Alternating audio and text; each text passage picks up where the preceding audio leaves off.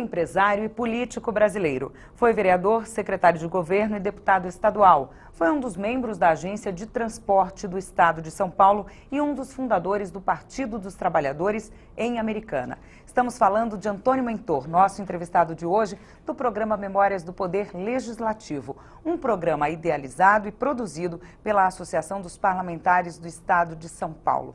Muito obrigada pela participação do senhor aqui com a gente no nosso programa. Alegria para mim poder prestar aqui esse testemunho para a Assembleia Legislativa de São Paulo. Então vamos contar toda a sua história, né, deputado? Queria que o senhor começasse falando sobre a ida para o interior. O senhor é nascido em São Paulo? Nasci aqui em São Paulo e aos 17 anos, quando ingressei na faculdade em Rio Claro, hoje Unesp, naquela época no Instituto Isolado da Universidade de São Paulo, fui fazer o curso de Ciências Sociais e sempre gostei do interior. Na minha infância também tinha tido algumas passagens pelo interior e tinha essa paixão. Tinha parentes no interior, viajava a passeio?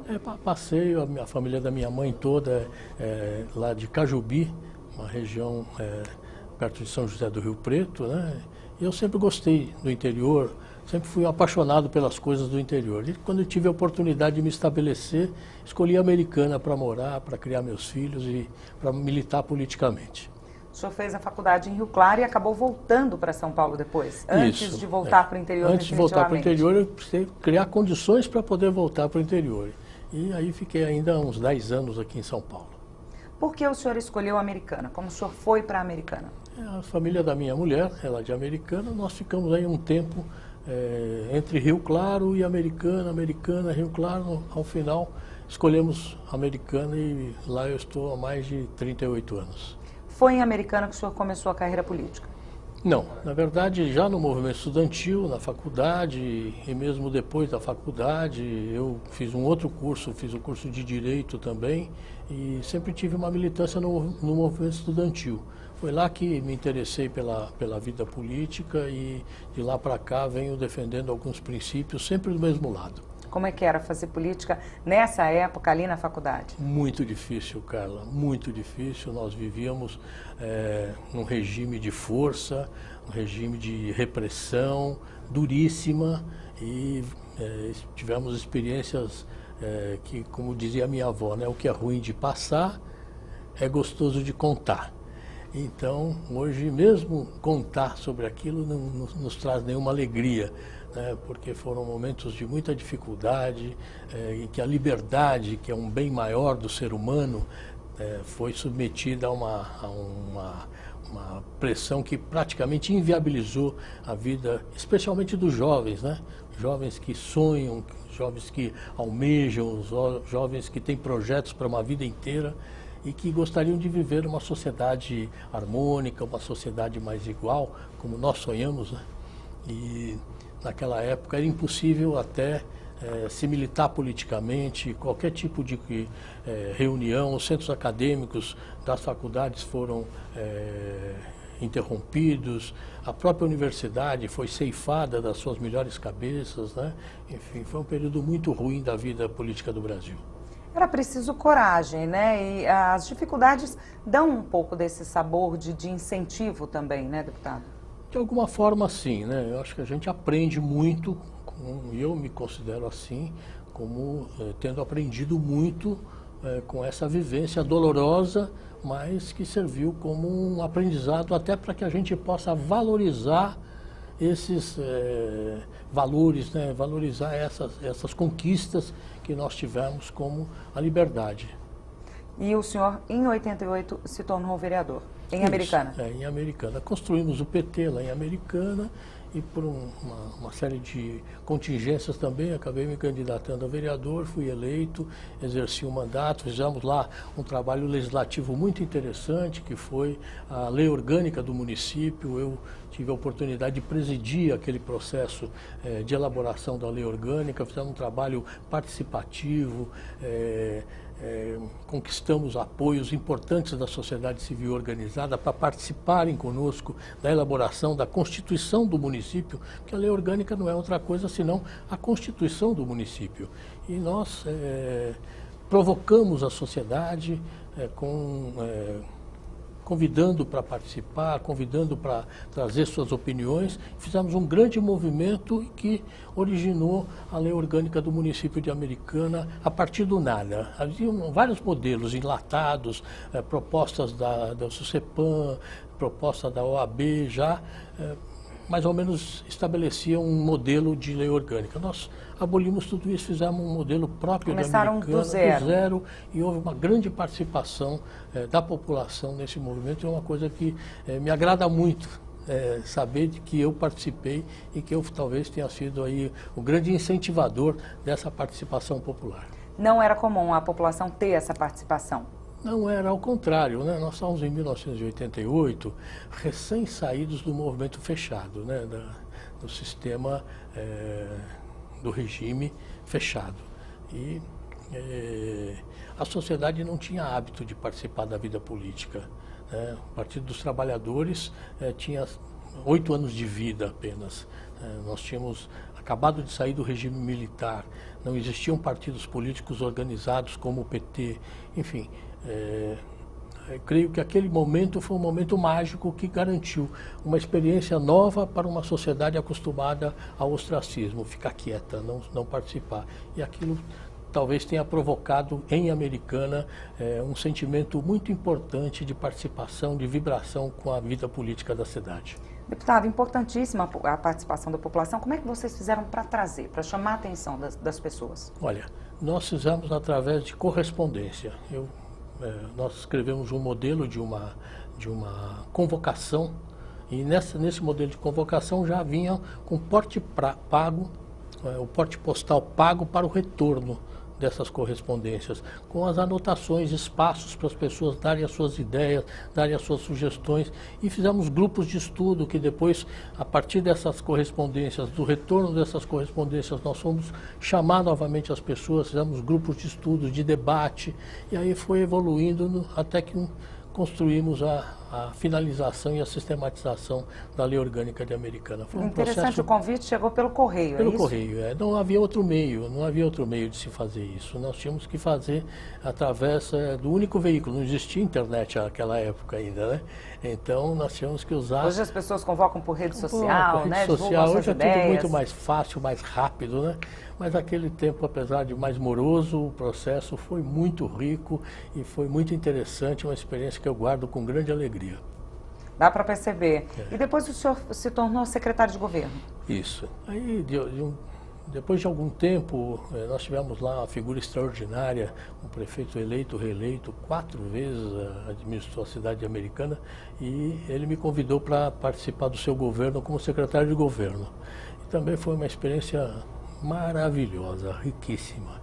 Aprendi muito, muito, muito com um homem que tinha uma capacidade de elaboração política fenomenal. Chamava-se Valdemar Tebaldi, um médico que era um sonhador. Fez coisas em Americana que, àquela época, e antes ele já havia sido prefeito antes, veja, em 1981, 82, ele projetou uma estação de tratamento de esgoto na cidade americana. Ninguém falava de tratar esgoto. Ele fez uma PPP. Em 81. E ele fez uma PPP sem saber o que era uma PPP. Não existia nada formulado sobre o PPP, e ele se entendeu com a indústria local e conseguiu construir os emissários para essa estação de tratamento de esgoto através de um convênio com a iniciativa privada. Ele fez um hospital municipal, ele começou a construir casas em sistema de mutirão quando ninguém falava sobre isso. Era um visionário. Um visionário, uma pessoa extraordinária, por quem eu tenho uma memória muito, muito interessante. Já nos deixou, mas deixou também uma história de vida que impressiona muitos. Quais as histórias que mais marcaram quando o senhor era secretário de governo? Olha, as decisões que ele tomava e que a gente cumpria, né?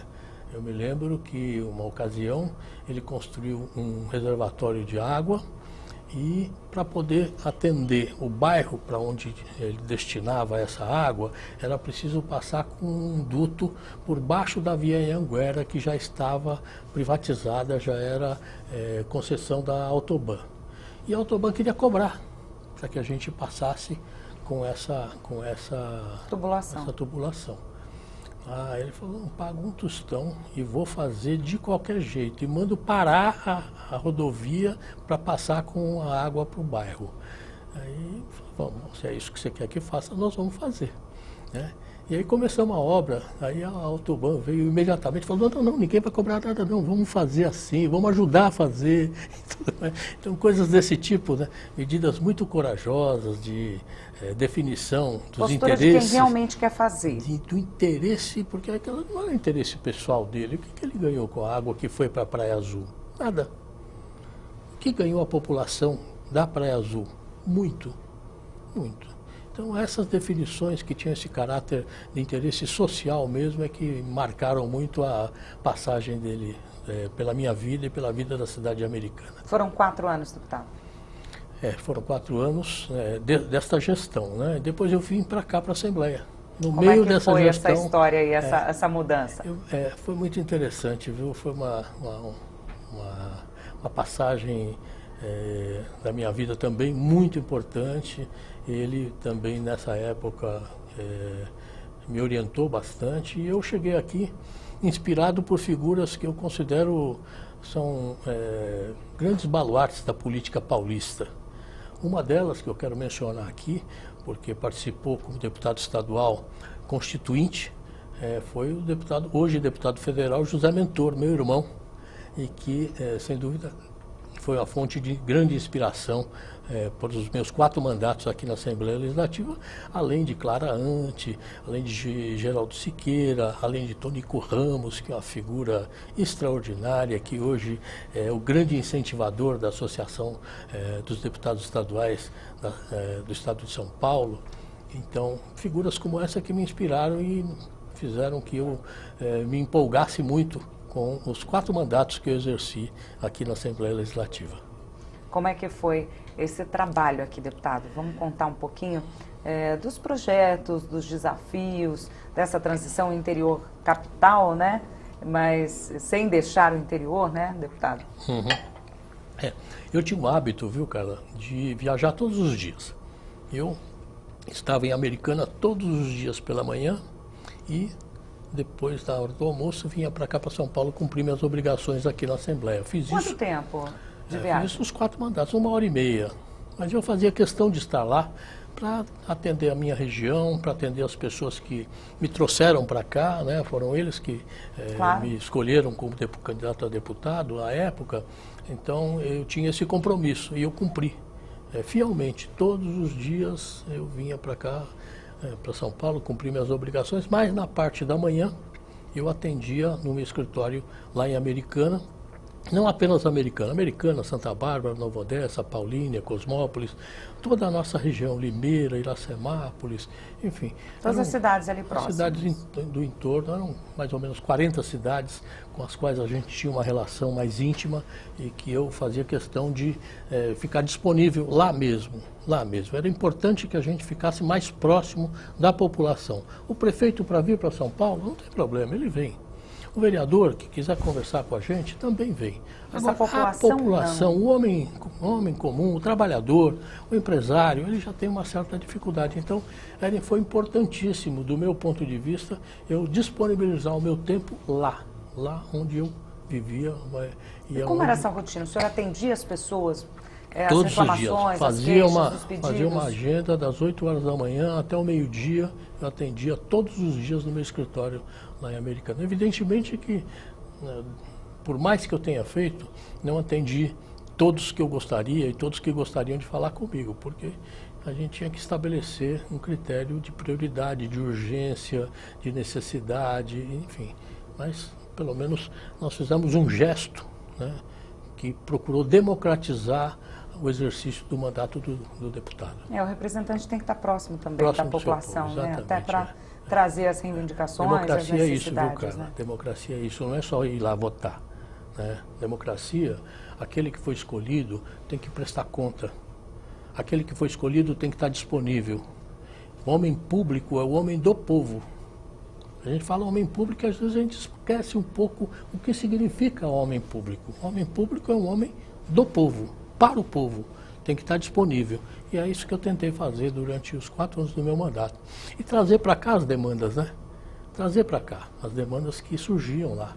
Projetos de infraestrutura, projetos de saúde, na educação, várias coisas que nós O senhor conseguiu grandes feitos nisso, né, deputado? Para infraestrutura, para... O que o senhor levou para a região? Ah, sim. Fizemos muitas demandas, trouxemos muitas demandas, tanto para o governo do Estado, quanto para o governo federal. Porque não importa que eu era deputado estadual, eu também tinha contatos em Brasília, tinha contatos com o governo federal, especialmente durante os anos do governo do presidente Lula e da presidente Dilma.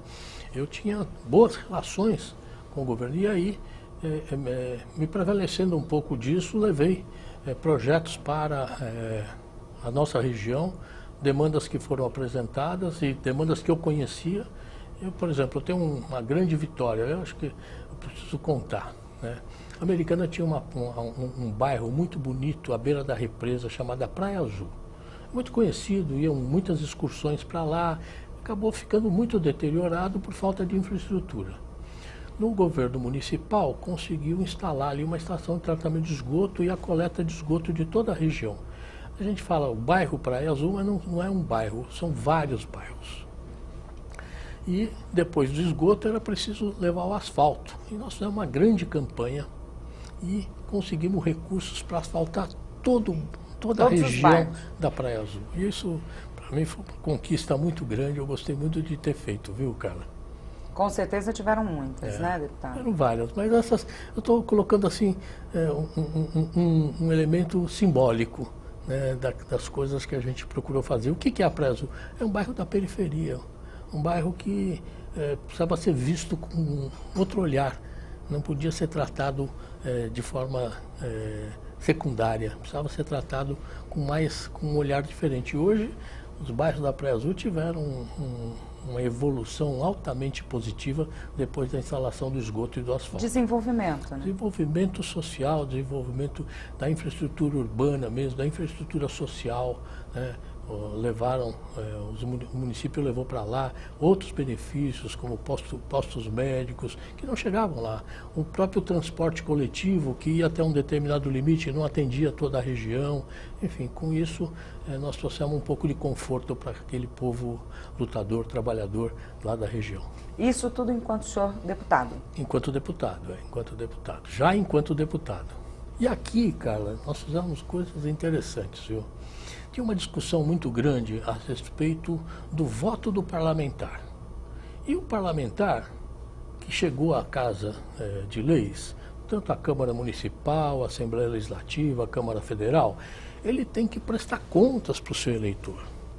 E haviam alguns processos internos aqui da Assembleia e que a votação era secreta. Eu achava isso um absurdo. Como é que pode? Né? Eu tenho que contar para as pessoas como é que eu votei. As pessoas precisam saber qual foi a decisão que eu tomei aqui, porque eu não estou tomando essa decisão em meu nome pessoal. Estou tomando essa decisão em nome dos milhares que me trouxeram até aqui. Que o senhor representa. E que eu represento, e não apenas aqueles que votaram, que me escolheram, mas a população de uma forma geral precisa saber o que é que eu estou fazendo aqui, como é que eu estou decidindo as coisas. E eu apresentei uma proposta de emenda à Constituição, eliminando a votação secreta na Assembleia Legislativa de São Paulo. E foi assim uma discussão muito rica, muito interessante, tive um apoio incrível de várias pessoas, companheiros deputados da minha bancada e companheiros deputados de outras bancadas também. Quero citar aqui a importância do apoio que eu tive do deputado Campos Machado, que até hoje é deputado aqui. E naquele momento ele falou: mentor, você tem razão, vamos apoiar isso. E o movimento interno cresceu de modo que essa emenda foi aprovada por unanimidade na casa. Então, creio que essa também é uma marca que eu acabei deixando aqui na história da Assembleia Legislativa, que foi imitada depois por várias outras assembleias, câmaras municipais, extinguiram os votos secretos. Na Câmara Federal ainda existem alguns casos de votação secreta que eu acho que precisam ser eliminados também, mas garantiu transparência no exercício do mandato parlamentar. Grande conquista para o eleitor, né? Para o eleitor, para a valorização da política, para a valorização do poder legislativo. Essa é uma das coisas que me agrada muito também ter feito nos meus mandatos aqui como deputado estadual, Carla. Aqui o senhor também foi líder da bancada? Fui líder da bancada do Partido dos Trabalhadores por 2 vezes, 2 anos alternados, né? Mas em 2003 e 2010.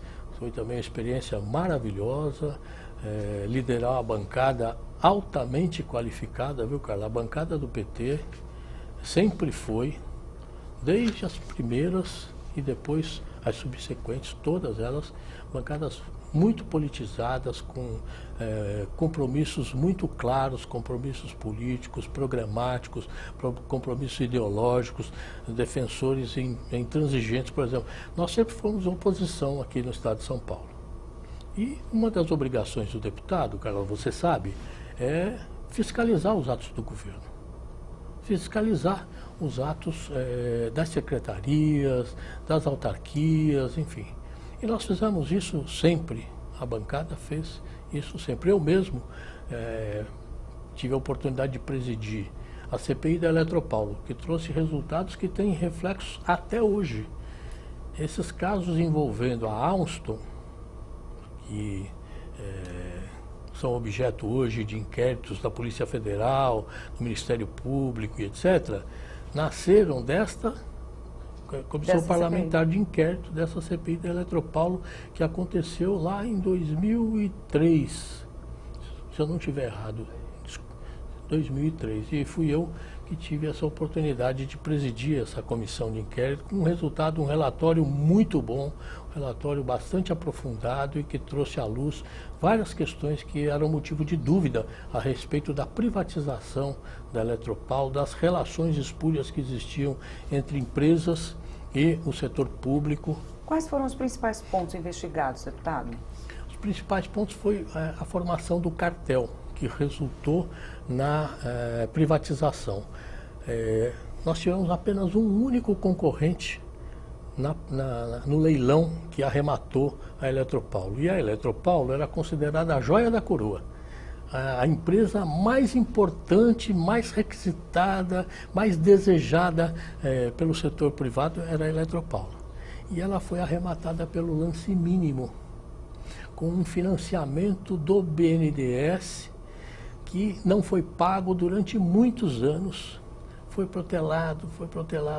A empresa que comprou a Eletropaulo era uma empresa no papel, não tinha patrimônio nenhum, foi um acerto entre algumas empresas do setor e de fora do setor que constituíram a AES, e a AES arrematou pelo preço mínimo a Eletropaulo. Isso acabou suscitando muitas dúvidas, e evidente, dúvidas fundamentadas, porque como é que pode arrematar pelo lance mínimo uma empresa que era desejadíssima pelo mercado, todos queriam adquirir, e ao final haviam 2 concorrentes e um deles abriu mão de participar do leilão na véspera, por conta de um acordo que foi feito, ofereceram a esse concorrente um benefício no Canadá, enfim, um ajuste de mercado que é inaceitável, né? Inaceitável. E a CPI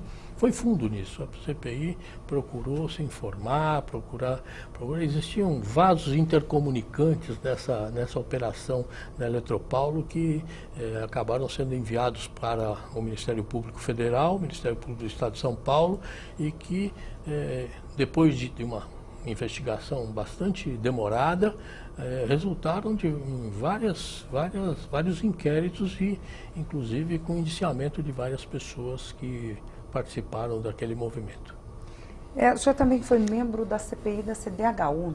CPI da CDHU, foi também um momento interessante, porque haviam inúmeras denúncias, né, desde o tempo do Gorohama, presidente da CDHU, e depois outras passagens que levavam em conta operações nebulosas feitas pela CDHU na construção de moradia popular, projetos em regime de mutirão que foram implantados no interior do estado de São Paulo, lá na região de Prudente, e esses também foram objeto aí de uma investigação da nossa parte.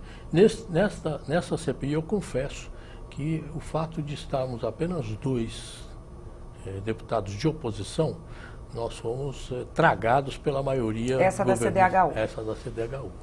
A da Eletropaulo, ela fluiu melhor, porque tinha uma correlação de forças de um setor um pouco menos dependente do governo com a oposição, que tinha um diálogo, que tinha uma proposta de apuração real de algumas coisas. Evidentemente que a força do governo em meio a uma CPI, Carla, é uma coisa muito grande, muito difícil de superar, né? Nós sabemos disso, mas naquele momento da Eletropaulo nós conseguimos avanços interessantes. Na CDHU eles conseguiram, na verdade, inverter o processo e responsabilizar algumas pequenas prefeituras do interior, coitados, os prefeitos não sabiam nem direito como se defender, e eles inverteram esse processo na ocasião e responsabilizaram esses pobres prefeitos de cidades com 8, 10, 15 mil habitantes por construções de pequenos núcleos habitacionais com 60, 80 unidades de moradia, enfim.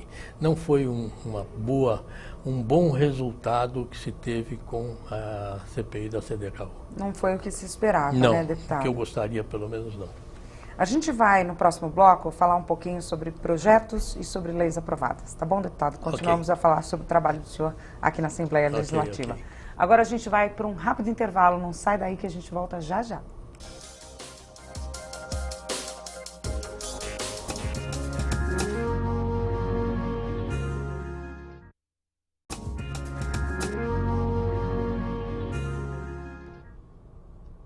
Estamos de volta com o programa Memórias do Poder Legislativo, produzido e idealizado pela Associação dos Parlamentares do Estado de São Paulo. Hoje recebemos o empresário político Antônio Mentor. Deputado, a gente estava falando no bloco anterior sobre os trabalhos do senhor em 2 CPIs aqui na Assembleia, né? Tem a terceira ainda, hein, Carla? Tem uma terceira? A CPI dos pedágios. Vamos para a CPI dos pedágios. Minha, né? E que também trouxe bons resultados. Trabalhei junto com o deputado Gerson Bittencourt, da minha bancada. Fizemos um trabalho bastante interessante também e apresentamos sugestões que algumas delas, inclusive, estão sendo aproveitadas hoje pelo governo. À época, nós sugerimos formas de controle direta, né, entre a concessionária e o governo, tudo online, enfim. Fizemos várias sugestões que foram... Foi em que ano, deputado? Esse foi 2014. 2014. Quais eram os principais pontos ali? Olha, a concessão dos pedágios sempre foi altamente questionada, né? E é verdade, São Paulo se precipitou uma modelagem para as concessões rodoviárias que... o acordo foi entre o pescoço e a guilhotina. O pescoço éramos nós, a guilhotina era a concessionária. E o povo paulista paga até hoje tarifas altíssimas de pedágio. Altíssimas. Os produtos consumidos no estado de São Paulo, os produtos que chegam ao estado de São Paulo e que a gente pega na gôndola lá do supermercado, sofrem no seu preço um impacto do preço dos pedágios. E nós entendemos que o que acarretou isso foi o modelo adotado, um modelo que obriga a concessionária a pagar antecipadamente ao Estado um valor de outorga pesadíssimo. Isso quem sai do bolso de quem? Sai do bolso do usuário da rodovia. Depois, num segundo lote, isso já em 1998, o segundo lote das concessões, o governo já mudou. O governo federal, durante o governo do PT, do governo do presidente Lula, fez concessões de rodovias em que a escolha da concessionária se dava por aquela que oferecesse a menor tarifa para o usuário. Daí porque a Fernão Dias tem as tarifas absolutamente reduzidas em relação às rodovias do estado de São Paulo e as outras rodovias federais também da mesma maneira. Por quê? Porque o governo federal não cobrou esse valor de outorga. E o governo do estado, depois, no segundo lote, já fez uma mescla.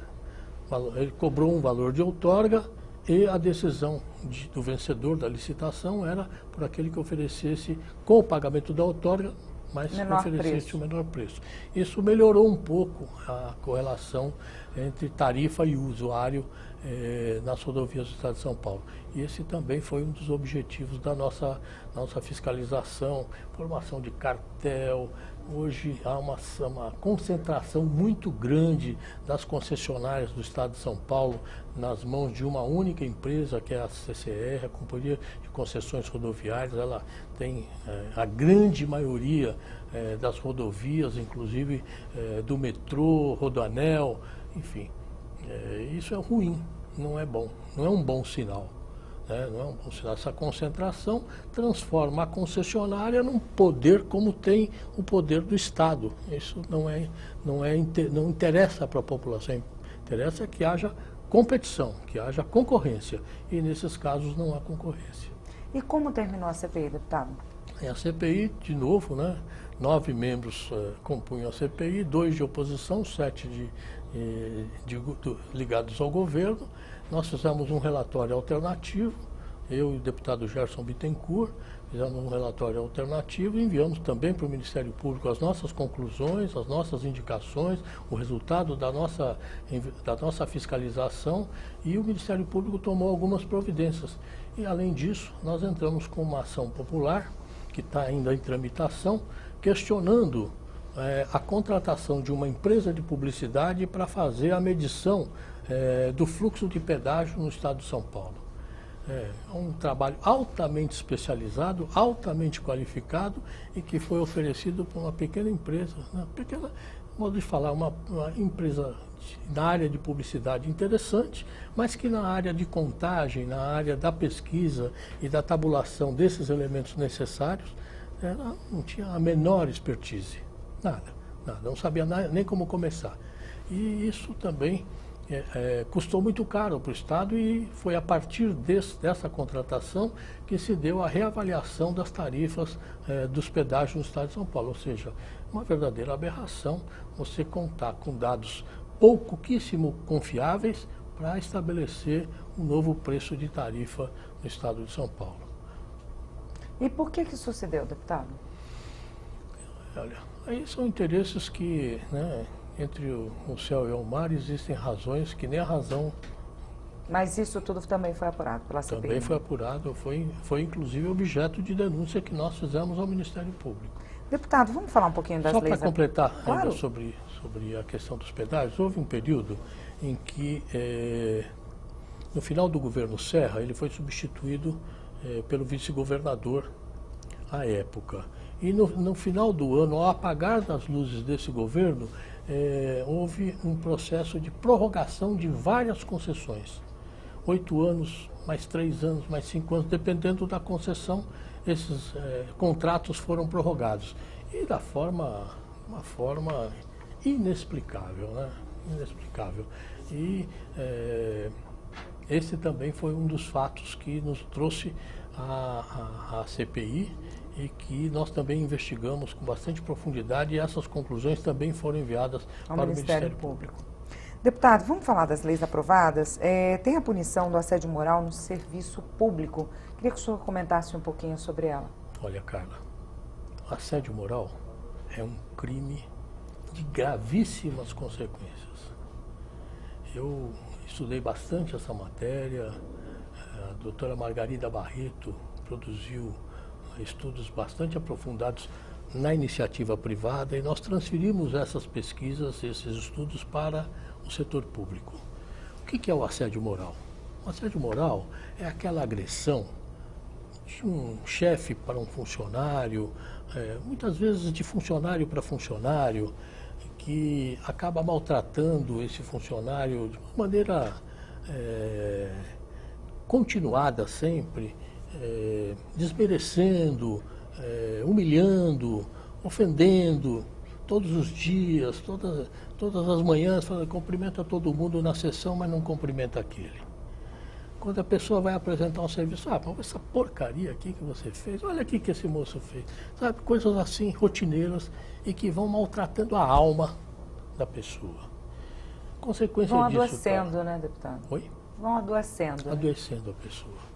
Consequência disso, depressão, casos gravíssimos de depressão profunda, casos de suicídio, afastamentos continuados do trabalho, enfim, maltrata a alma, maltrata a autoestima das pessoas de uma maneira cruel, eu diria. E ao fazer esse projeto, nós tivemos contato com várias situações. Eu vou contar uma. Por favor.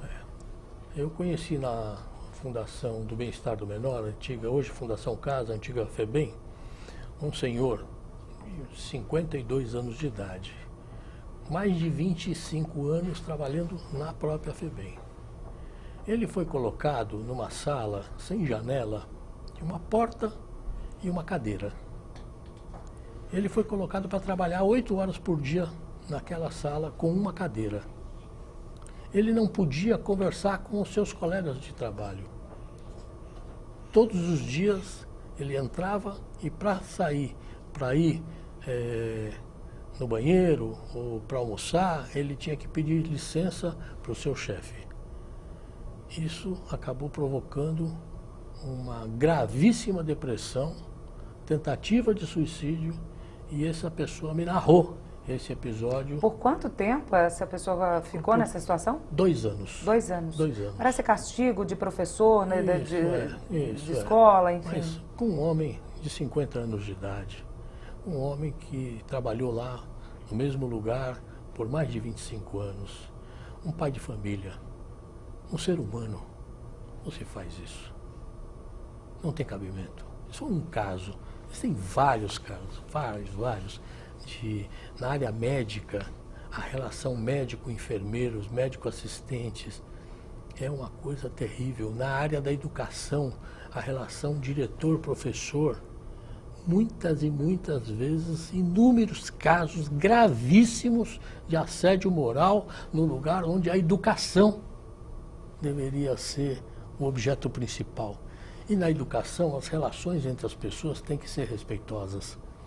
E nós coletamos vários depoimentos de professores, serventes de escola, merendeiras que eram tratadas assim continuamente. Não é o caso de um dia, uma explosão, de um chefe ficou chegou bravo, mal-humorado, estava num mau dia, não é isso. Não é isso. É uma situação continuada.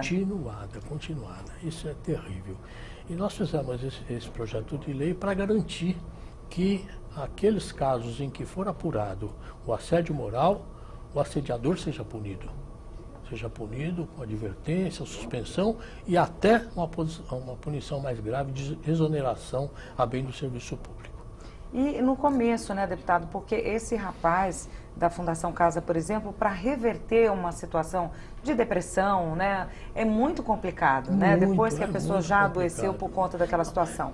Cara, quando ele me revelou isso, ele chorava copiosamente. Como criança? Como uma criança. Então, isso toca fundo no coração da gente. Não dá para a gente aceitar uma coisa como essa sem tomar uma iniciativa. E o caminho que nós encontramos para defender as pessoas, o ser humano, o funcionário que é um ser humano, foi estabelecer através de uma lei. Essa lei foi aprovada pela Assembleia, vetada pelo governador. Nós derrubamos o veto aqui na Assembleia, o governo entrou com uma ação direta de inconstitucionalidade, nós derrubamos e ganhamos também na lei, e a lei está em vigor até hoje. É bom até que aquele que está nos assistindo, eventualmente que não tenha tido acesso, não tenha tido conhecimento a respeito dessa defesa que ele tem nas suas relações de trabalho, usem porque vale a pena se defender, vale a pena defender a sua autoestima, a sua alma, defender o seu coração. Uma ferramenta que existe e que está aí, né, deputado, para as pessoas. E tem outras leis aprovadas bem interessantes, né? O senhor aprovou também, tem a lei do Programa Estadual de Bibliotecas Comunitárias. Isso. O senhor quer falar um pouquinho? É interessante também, né? As bibliotecas comunitárias que o governo disponibilizar para leitura, para as pessoas poderem participar de uma forma direta da sua relação com os livros. É uma proposta também que também me deixou muito feliz. E uma coisa que o senhor falou, né? As pessoas que não têm conhecimento sobre a lei da punição do assédio moral, tem algumas leis que existem, foram aprovadas e muita gente não sabe, como, por exemplo, com relação aos informes publicitários para medicamentos, né? E a gente está acostumado a ver, né, e assistir, ao persistirem os sintomas, o médico deverá ser consultado. Mas a gente já está intoxicado, né? Já se automedicou, né? Que é o que a gente prega, já tanto que as correu o pessoas risco, não façam, né? Do uso do remédio, que é exatamente a mensagem tem como objetivo coibir a automedicação. E sabe, cara, que essas notícias não correm muito, mas a intoxicação medicamentosa, ela é rotineira. É rotineira, a pessoa tá, eu tô com uma dor aqui, vou tomar não sei o quê. Aí vai Às lá vezes e chega toma no médico, o médico pergunta o que a pessoa já tomou, ela faz uma lista, né? Faz uma lista. E às vezes aquele remédio que ela usou é absolutamente inadequado para o problema que ela tem. Então nós tentamos mudar a mensagem da publicidade dos medicamentos. Ao invés de ao persistirem os sintomas, você deve procurar um médico, nós queríamos transformar essa mensagem em: antes de usar qualquer medicamento, consulte um médico. É evidente isso, né? É uma coisa para mim, tão clara. E precisou de uma lei para fazer isso, e essa lei, lamentavelmente, ela está sendo questionada até hoje. As entidades de comunicação do Estado de São Paulo não cumprem, as emissoras não cumprem, enfim, lamentavelmente ela não é atendida. O que vai totalmente contra as campanhas de combate à automedicação, né, deputado? Perfeitamente, né? E aí a Associação Médica fala da automedicação, né? Insiste em que as pessoas não utilizem medicamentos sem recomendação médica, e na contramão disso vai toda uma publicidade enorme, bastante custosa, incentivando as pessoas a procurar o médico só se passar mal. Se o medicamento que ela usou não deu certo, aí vai procurar um médico. Olha, tá errado isso, né, Carla? Tem que procurar antes, ter a informação adequada, orientação adequada e tomar o medicamento que vai funcionar, né, deputado? A propósito, sobre saúde, queria lembrar também um outro episódio que marcou a minha passagem aqui na Assembleia, que foi a legislação de combate à obesidade infantil. A partir das cantinas das escolas. Que as escolas contratassem cantinas que garantissem a alimentação sadia para os alunos. Frutas, sucos naturais, proibir os porcaritos, aqueles saquinhos indecentes que a gente... Chips, essas porcaritos, né, que a gente chama, né? Isopor. Puro isopor. Né? Frituras, né? Coxinhas, pastéis. É lógico, todo mundo, né, se sente atraído por um pastel, mas... Não pode ser todo dia, tem hora, né? Tem regras, enfim, a alimentação saudável tem que prevalecer. Ela está num momento de definição da vida, né? Está nesse momento de definição. Se nesse momento de definição ela envereda por um caminho alimentar inadequado, ora, nós vamos ter um resultado ali na frente também inadequado. E nós procuramos também regular esse tipo de atividade nas escolas, que é um começo, né, de educação alimentar e combate à obesidade infantil, que tem resultados muito danosos para a criança. Hipertensão, problemas ortopédicos, problemas de várias ordens que acabam acarretando... Até a estima, a depressão, né? Perfeitamente. E outra, bullying nas escolas. O obeso é um objeto, é uma figura que provoca o bullying, né? E são coisas que eu acho que a gente deveria também estar evitando. Também fiz um projeto de lei sobre o bullying, viu, Carla? É um projeto de lei, deputado? Vamos falar dele também, aproveitando o gancho? Isso. Então, é um projeto que primeiro define o bullying, né? Define o bullying para que as pessoas saibam do que se trata. E estabelece regras de convivência nas escolas, especialmente nas escolas. E é evidente que isso não se deve tratar exclusivamente por lei, esse é um dado cultural. Mas uma lei ajuda o debate, ajuda o convencimento das pessoas, ajuda aquele que promove o bullying, poxa, ele às vezes faz aquilo sem se atentar para a consequência que ele pode estar trazendo para o seu colega, o seu amigo. Traz para discussão, né? Todo problema tem que ser discutido, né? Entra na pauta e vai ser discutido. A discussão traz informação, né? Traz a luz, né? Traz a luz para que a gente possa encontrar a solução para os problemas. Deputado, queria que o senhor falasse um pouquinho para a gente sobre o repasse para a Santa Casa.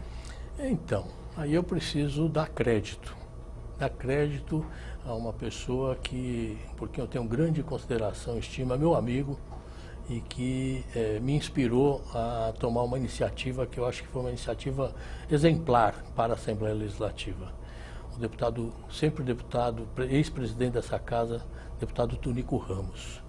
Foi ele quem me trouxe a ideia. Falou, olha, mentor, por que nós não fazemos uma coisa que tem um significado, que possa ser decisiva para uma entidade que é das mais importantes do Estado de São Paulo e do Brasil também, que é a Santa Casa. Não adianta você fazer uma emenda de 100, 200 mil reais, e vai para lá, entra no caixa, não traz uma solução. A situação era muito ruim, né? Não ia resolver. Muito grave, muito grave. E então, eu falei, mas como é que nós vamos fazer isso? Eu não tenho, né, não tenho poder. Ele falou, vamos reunir os deputados, vamos conversar com eles. Eu falei, sabe, eu vou fazer isso. Aí fui, de gabinete em gabinete. Conversei com um por um dos deputados dessa casa. E pedi a eles que dessem 100 mil reais, cada um. Oferecesse, através das suas emendas parlamentares, o valor de 100 mil reais. E nós fomos, conversando um por um.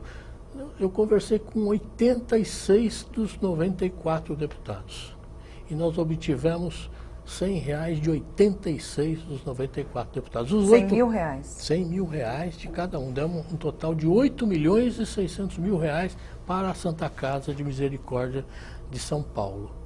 E também, evidentemente que não foi solução para todos os problemas da Santa Casa, é claro, mas sem dúvida nenhuma foi uma iniciativa que, do ponto de vista do parlamento, aqui do Estado de São Paulo, vários amigos já falaram, olha, mentor, foi a primeira vez que eu vi uma iniciativa coletiva como essa dar certo. Várias vezes se tentou fazer coisas com esse mesmo espírito, mas não funcionou, não deu certo, porque um não foi, o outro não quis e tal. E você conseguiu reunir todas essas...